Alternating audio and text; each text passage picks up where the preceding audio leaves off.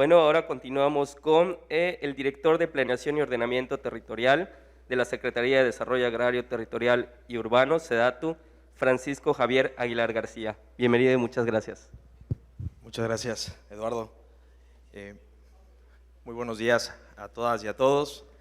De nuevo agradecer la convocatoria y en especial la convocatoria dirigida a la Secretaría de Desarrollo Agrario, Territorial y Urbano, la SEDATU, a la doctora Silvana y a todo su equipo.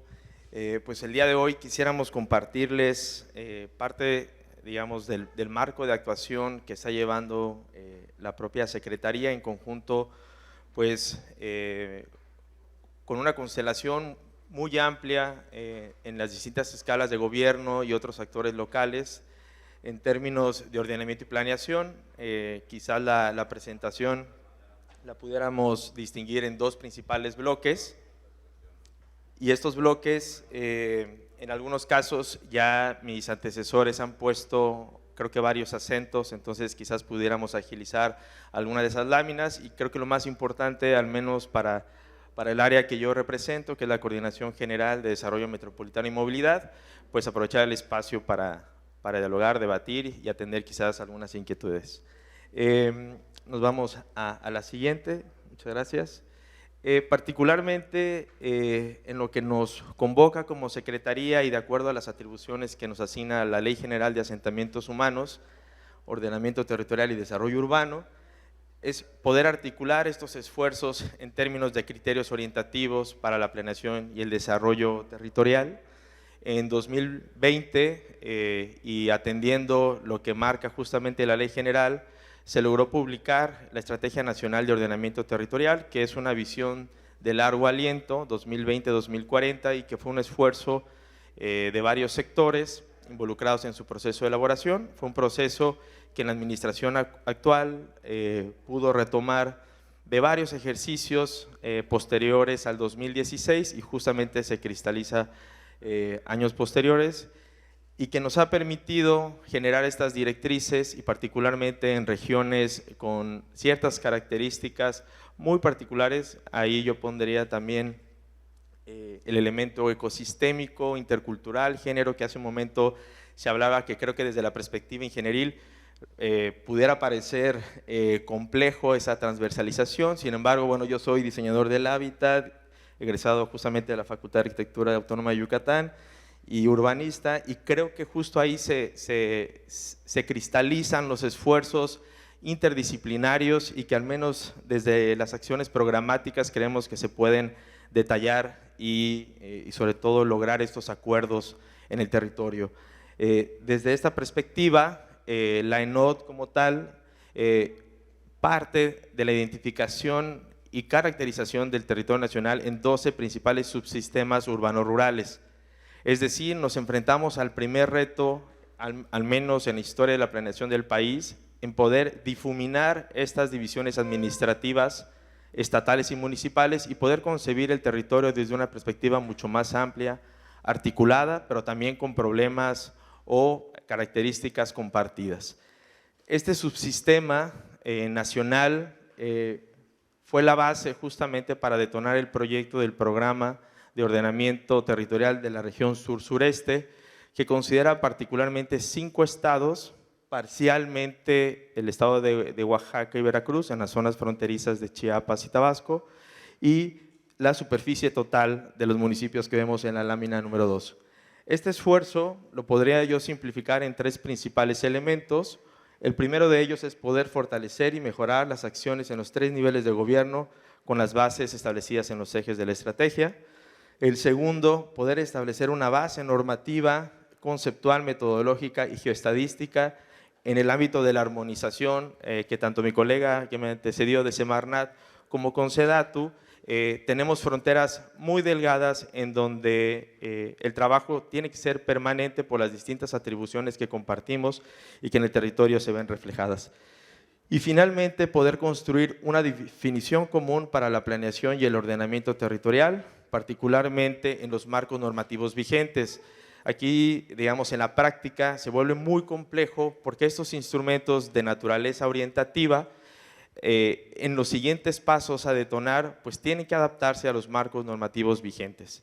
Ahí tenemos variaciones muy importantes. El Estado de Tabasco acaba de publicar el nuevo marco normativo en la materia, y así cada uno de ellos pues implica un reto para podernos adaptar a estas directrices planteadas en el instrumento como tal. Que en el caso de Yucatán, bueno, estamos coadyuvando con las áreas correspondientes, tanto con el área de desarrollo urbano y en el caso particular que nos convoca el día de hoy con las áreas de movilidad a través del IMDUT, estos acercamientos para dar los siguientes pasos en los otros órdenes instrumentales. Estos órdenes instrumentales, como dicta el Sistema General de Asentamientos Humanos, y dependiendo de las coyunturas, estamos hablando de las actualizaciones o elaboraciones de los programas estatales, metropolitanos, municipales y lo que así se designe en cada una de las regiones. Bajo este escenario y la convivencia que tenemos que construir los distintos actores que interactuamos en el territorio, para nosotros ha sido fundamental poder también retomar los esfuerzos que se han hecho en relación al marco normativo que se requería en su momento poder detonar en términos de movilidad y seguridad vial. Estos dos principales elementos, tanto la perspectiva de la Estrategia Nacional de Ordenamiento Territorial como las reformas constitucionales del 2020, donde se reconocía el derecho humano a la movilidad, y la reciente publicación en el mes de mayo del 2022 de la Ley de Movilidad y Seguridad Vial, con esfuerzos importantes de una red muy amplia de la ciudadanía, de las organizaciones de la sociedad civil y digamos en un sector tan diversificado como puede ser la movilidad, tanto en transporte público o privado, se cristalizó un proyecto de ley que hoy por hoy nos implica retos importantes tanto en su armonización a nivel federal como su implementación en las distintas entidades federativas. Estos dos elementos, por supuesto, pues generan una agenda bastante dinámica, viva, adaptativa, a través de un contexto muy complicado y de conflicto.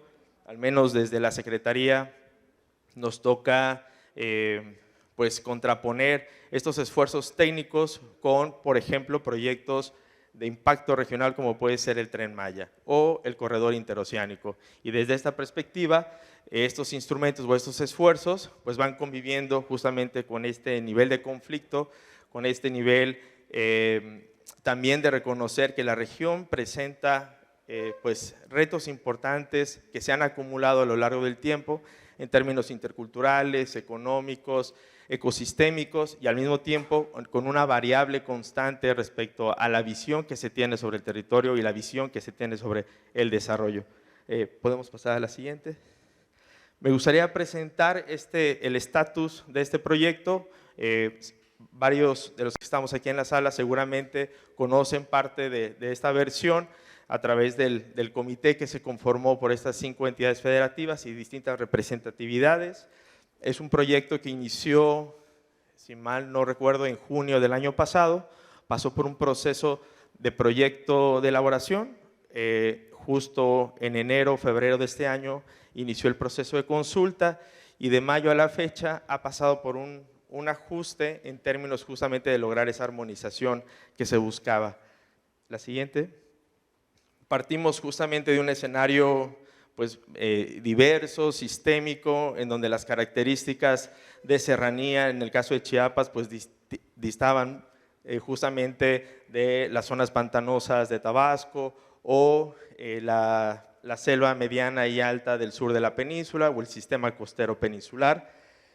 Desde esta perspectiva se plantearon 2 principales ejes detonadores en la transformación del propio hábitat del sur-sureste, particularmente desde la visión del sistema urbano-rural, tanto en las principales concentraciones urbanas, como puede ser el caso de Mérida y su zona metropolitana, o en el caso de Cancún, como también poder reconocer esta constelación de comunidades rurales que al final también forman parte de este sistema de medios de vida y donde se distribuye una parte pues, muy importante en términos de visión de desarrollo y que seguramente en algunos casos estas visiones se confrontan.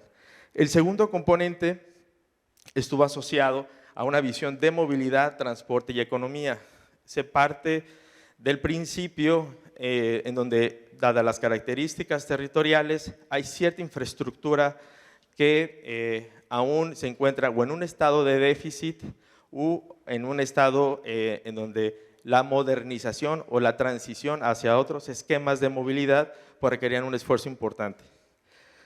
Reconocer estos elementos también implicaba mirar la dinámica de la región, no solamente al interior en sí misma, sino en su propia conectividad con su región inmediata, particularmente por la convivencia de estos dos proyectos regionales, el corredor del Istmo de Tehuantepec y el Tren Maya. Estos dos proyectos, a pesar de que conviven, hubo un mayor énfasis inclinado hacia el Tren Maya porque se generó otro programa regional para Oaxaca y Veracruz. Sin embargo, comparten pues elementos muy importantes asociados justamente a transitar hacia un nuevo modelo de conectividad de las cadenas de valor y en este sentido la visión multimodal se vuelve fundamental para cualquier política en ambos programas, es decir, la conectividad carretera, aeroportuaria, portuaria y ferroviaria y que esto al mismo tiempo nos generen escenarios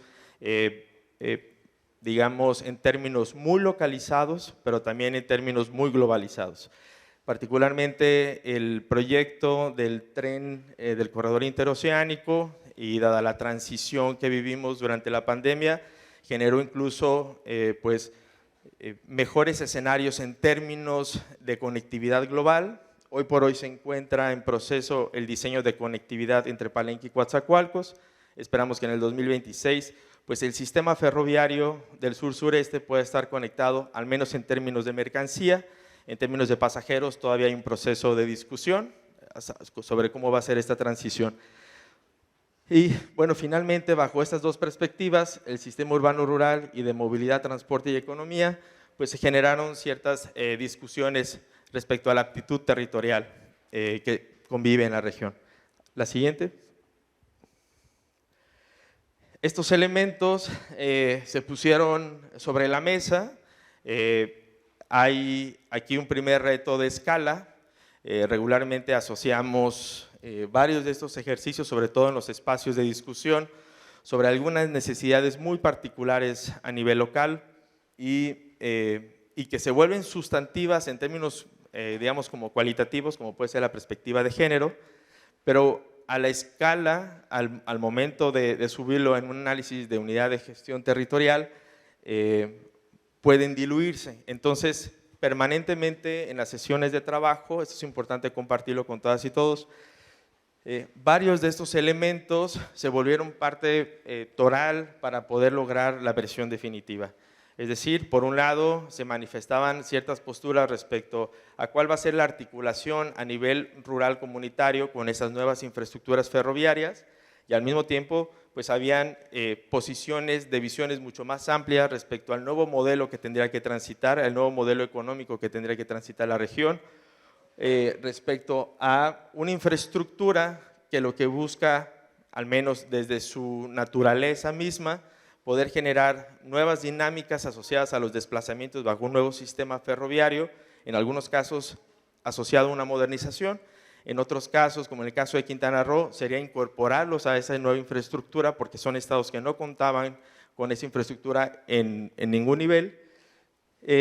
Sin embargo, estas inquietudes a nivel local fueron las que generaban, creo yo, los principales debates y que al final de la presentación me gustaría mostrarles algunas de las acciones que se están buscando o alternativas para que estas condiciones locales puedan generar al menos dos principales elementos, ¿no? Como tradicionalmente se plantean, por un lado algunas estrategias de mitigación, es decir, por un lado nos enfrentaremos en los próximos meses y años a cómo generar digamos, esa conectividad a nivel local para un mejor aprovechamiento, que sería el segundo componente.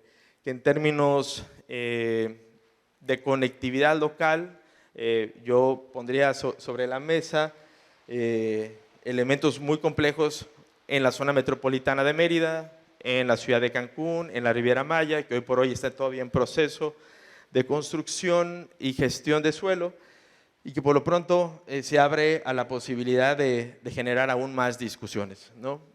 Quisiera nada más entrar estos esfuerzos asociados a los distintos escenarios de lo que generará la nueva demanda de mano de obra, que es una condición histórica que ha tenido el estado de Quintana Roo desde su proceso de creación, el propio modelo de Cancún en los 70s y cómo se ha ido adaptando el modelo turístico en ese estado, transitó al de Riviera Maya, hoy por hoy se encuentra mucho más inclinado hacia el sur, con un componente distinto, por ejemplo, en el caso de la oferta turística que presenta Tulum, y que históricamente estas nuevas infraestructuras que en su momento demandó el aeropuerto de Cancún, luego por supuesto la construcción de la carretera 307, hoy por hoy está generando justamente ese escenario de mayor presión de atracción demográfica, al menos en términos de mano de obra. Durante la construcción del aeropuerto se estima una demanda poblacional de 30,000 a 60,000 personas trabajadoras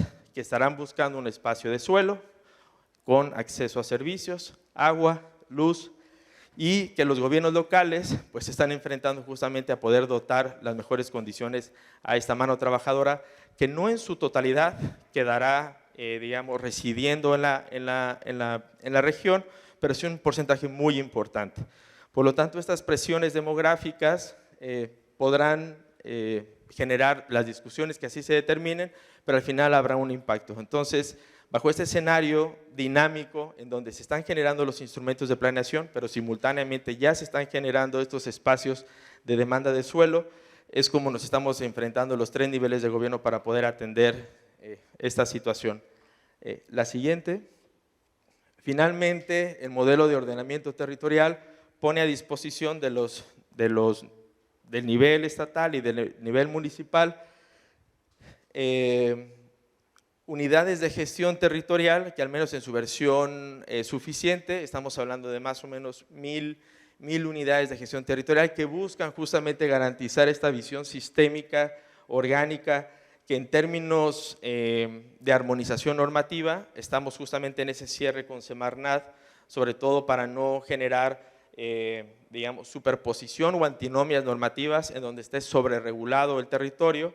Por lo tanto, un criterio fundamental son las declaratorias vigentes de áreas naturales protegidas, o en su caso, si no hubiera área natural protegida, aquellos espacios en el territorio que, dadas sus características, es importante conservar o generar estrategias de mitigación al respecto.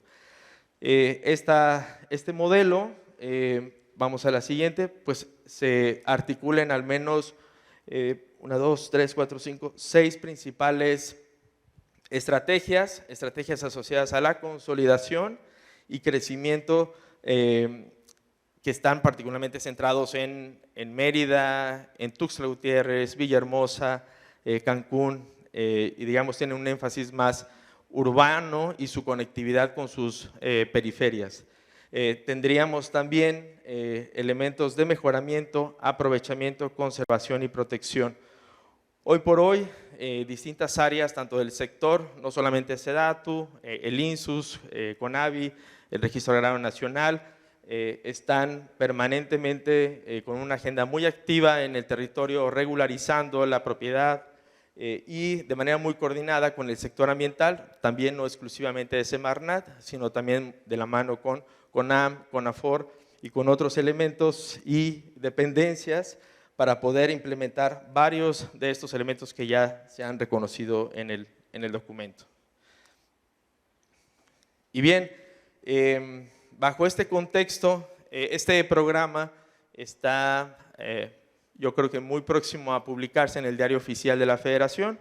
Ahí de nuevo, en el caso de Yucatán, pues estaremos muy de la mano con el IMDUD en el proceso de elaboración de lo que ya se dio el aviso como marca la ley local en términos de elaboración de su programa estatal, y así seguiremos acompañando el proceso en donde pues encontremos esas coincidencias. De nuevo, comentar que las unidades de gestión territorial son justamente orientativas y que en la medida que puedan surgir coincidencias en ese nivel de escala de planeación, pues estaremos ahí coadyuvando para el intercambio de información. Y por supuesto en las demás escalas, particularmente en lo que se refiere a la zona metropolitana, ahí abro un paréntesis muy breve. Desde la coordinación trabajamos de manera directa con el INEGI y con CONAPO La delimitación 2020 ya está en su proceso final. Como sabemos en la materia, esta delimitación se actualiza cada 5 años de acuerdo al conteo y al censo. Este censo corresponde al 2020, es un periodo de 1 año y medio de trabajo. Y bueno, ya estamos justamente en esa etapa de cierre para poder determinar cuál es el nuevo componente de la zona metropolitana de Mérida y del resto del país. Esta lámina ya no la compartía la compañera. En el caso de la coordinación metropolitana somos 3 direcciones: la dirección de movilidad, en su momento acompañada por Mariana Orozco, ahora por Roxana Montealegre. Han estado participando en estos espacios de discusión y de toma de decisiones. Yo la pasaría a la siguiente. Se ha hecho énfasis justamente en qué consiste justamente esta visión, en esta, digamos, tipificación sectorial y en dónde se están poniendo los focos o estos acentos en términos de electromovilidad. Particularmente en esta nueva etapa de la SEDATU, hay esfuerzos muy importantes en términos de transporte público. Al inicio de la administración hubo un acompañamiento muy claro en términos de movilidad activa, sobre todo asociada a infraestructura ciclista. Esa agenda permanece y aún está en proceso de consolidación porque es un reto en los 3 niveles de gobierno. Sin embargo, creemos que en esta etapa pues, será muy importante focalizar estos esfuerzos en términos del sector transporte público.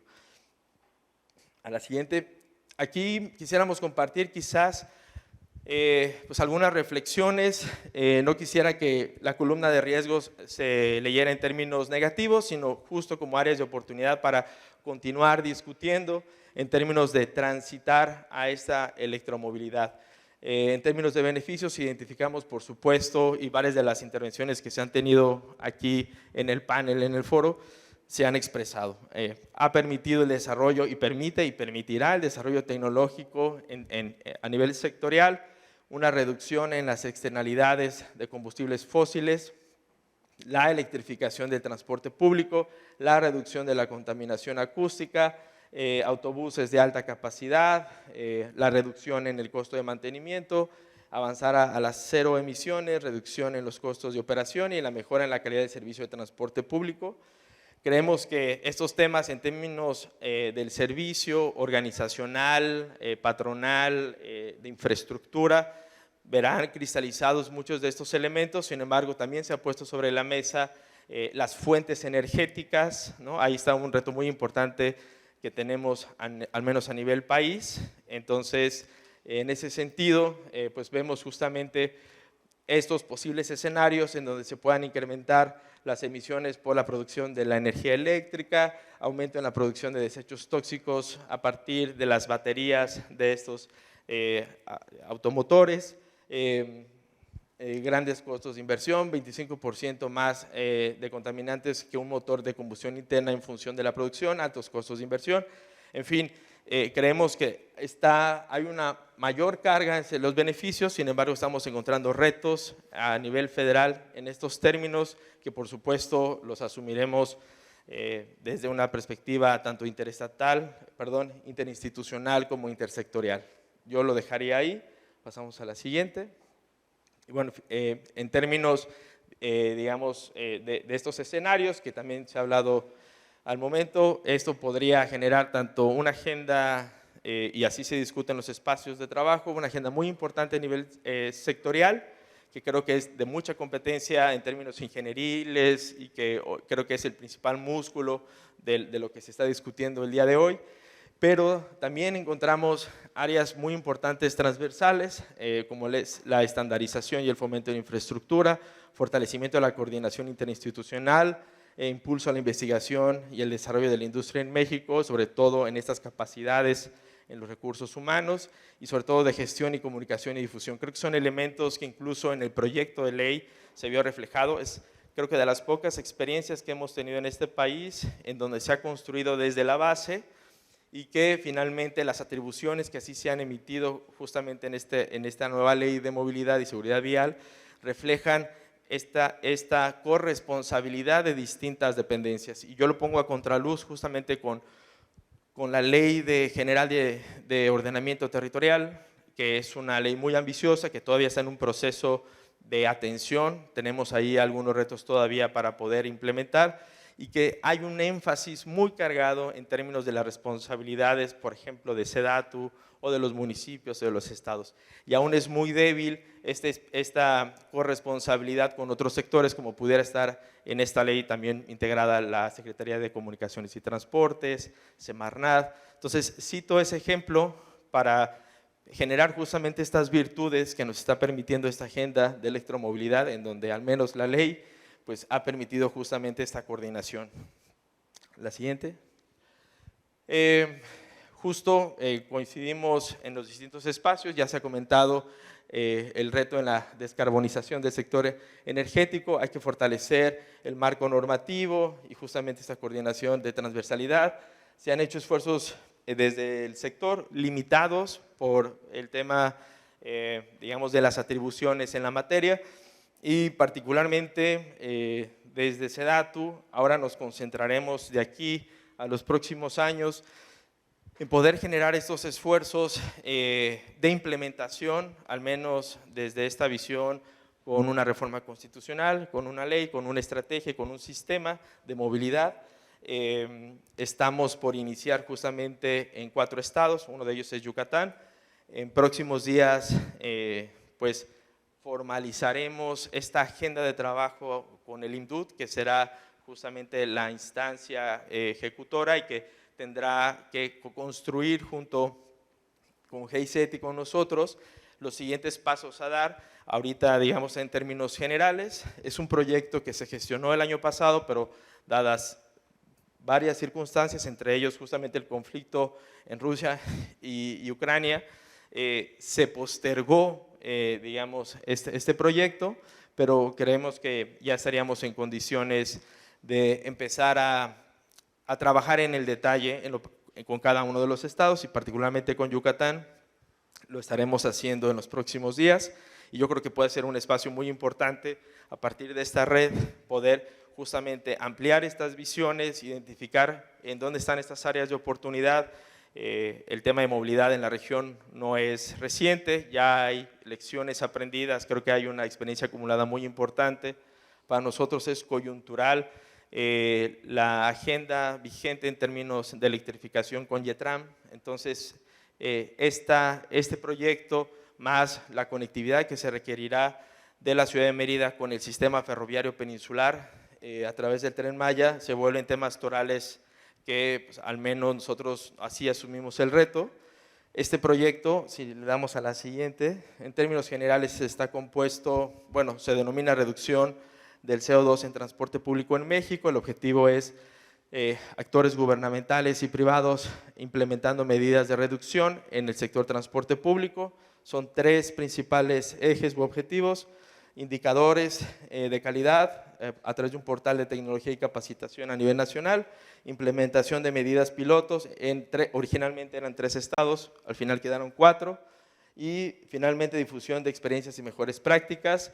Creemos que desde esta perspectiva de la planeación y el ordenamiento, vemos al transporte público justo como el eje estructurante para el desarrollo urbano de la región, desde revisar las políticas de suelo, sus propias capacidades y su mejor aprovechamiento, y desde la perspectiva de transporte público seguramente contribuir incluso con la eficiencia social, pero también la eficiencia energética. Los siguientes pasos a dar, al menos desde la Secretaría, la siguiente, están estos próximos. El Sistema Nacional de Movilidad y Seguridad Vial se instala el 11 de octubre en el Museo de la Ciudad de México, tiene una representatividad a nivel gobierno, estarán las 32 entidades federativas. En esta instalación del sistema se presentarán los avances de la Estrategia Nacional de Movilidad y Seguridad Vial. Hay una interconexión justamente en las estrategias, por ejemplo, de movilidad eléctrica. Uno de los ejes será el canal comunicante entre la Estrategia de Movilidad y Seguridad Vial con los esfuerzos que se están haciendo en la Estrategia Nacional de Movilidad Eléctrica. Y finalmente, desde la Secretaría se ha lanzado el Sistema de Información Territorial y Urbano, como dicta la Ley General, y tendrá su capítulo exclusivo de movilidad. Se está trabajando en la transición de datos cartográficos para poder ser visible y consultable por la ciudadanía. Eso sucederá hasta el próximo año. y me parece que es, digamos, como los retos que tenemos al menos de manera inmediata y al menos en la administración actual. Creo que de mi parte sería todo y bueno, pues más bien pues quedo atento a sus comentarios.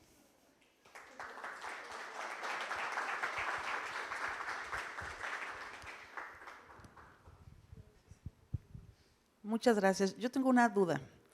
Desde el punto de vista de las atribuciones de la SEDATU, en tu lámina venía que van a trabajar en descarbonización del sector eléctrico, eso es un reto. Y el otro tema es en las bases de transición, en este estudio con GIZ, de reducción de CO2 en el transporte público. Esto lo tenías en oportunidades. Preguntarte desde las atribuciones de la SEDATU exactamente qué acciones harían ustedes, porque realmente pues, las atribuciones para estos dos, una es estatal y la otra es federal y corresponde a la CENER. Entonces no me queda claro SEDATU exactamente cuál es su papel, ¿no? Ahí. Gracias. Muchas gracias. Justo el ejemplo a manera de ilustración, seguramente hay temas en lo particular que interesarán a quien estamos ahorita respecto al programa de ordenamiento territorial del sur-sureste.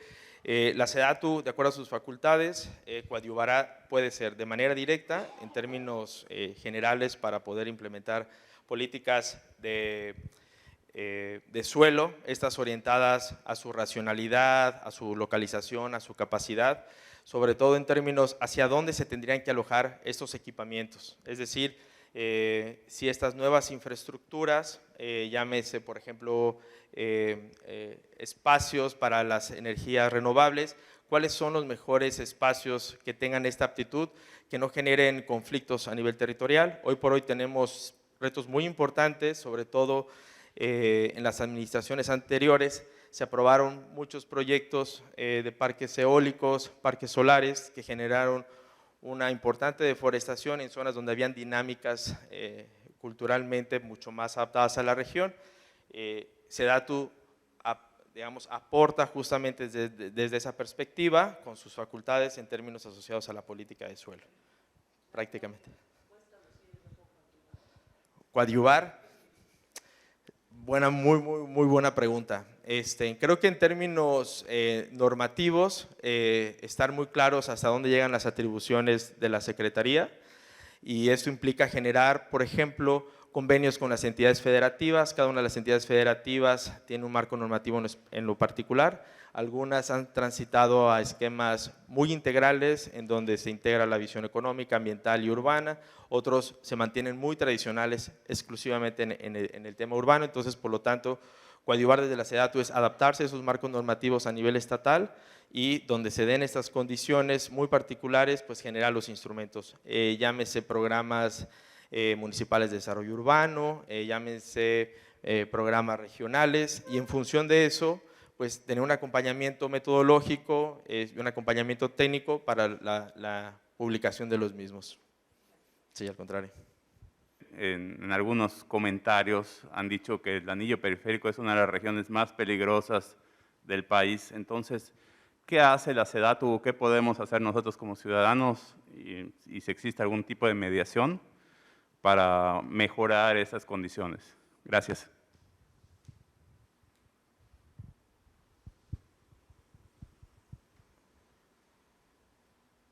Gracias.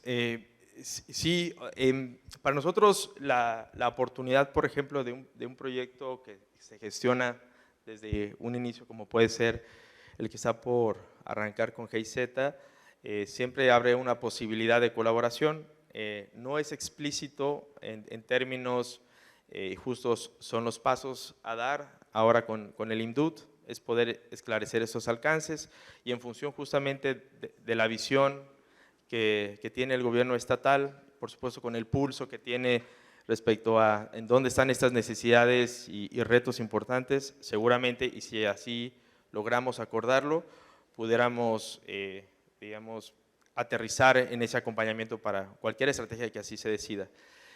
Me parece también que el caso del periférico de Mérida se vuelve en términos, digamos, de la vida cotidiana muy sensible por el número de personas que transitamos en él y sobre todo por esta conectividad regional que permite no solamente la circulación interna de la ciudad, sino justamente desde esta visión regional urbano-rural. Sin embargo, también es importante destacar que esta característica es una permanente en todas las ciudades y regularmente los usuarios tendemos a hacer esas referencias como intensificadas en cada una de las vías por las que transitamos. O sea, lo que quiero decir es que lamentablemente, si le pusiéramos un adjetivo calificativo, la situación del periférico de Mérida no es exclusivo, ¿no? Creo que es una situación que se vive en general en la convivencia cercana a cualquier de este tipo de infraestructuras. Lo mismo se expresa en la 307 en Quintana Roo, que es la carretera costera de la Riviera Maya, lo mismo en el periférico de la Ciudad de México. En realidad se vuelven infraestructuras complejas que no permite la conectividad desde la escala más básica para podernos trasladar y generar nuestra vida cotidiana. Entonces, ahí es un reto, lo que quiero decir es que es un reto compartido. Parece ya muy viciado que en los proyectos mantengamos la difusión y las lecciones aprendidas, pero se vuelven elementos fundamentales para poder acortar digamos, este aprendizaje y que por lo tanto al menos los 4 estados con los que vamos a estar trabajando en estos términos, hay otras colaboraciones con otros estados, sí es importante que se comuniquen. Reconocemos ciertas cualidades en el caso de Guanajuato, no solamente por su marco estructural, que le permite a los municipios tomar decisiones desde un enfoque mucho más autonómico, a diferencia quizás de Puebla o Yucatán, en donde hay decisiones aún todavía centralizadas en el estado, que se puedan debatir, ¿no? Y seguramente habrán experiencias en el caso de Yucatán que pudieran ser de utilidad para León o para la ciudad de Puebla. Entonces, lo que quiero acotar es que sí es preocupante, creo que la situación que vive el periférico de Mérida, pero creo que es una generalidad lamentable que vivimos en las ciudades, al menos en México, ¿no? Muchas gracias.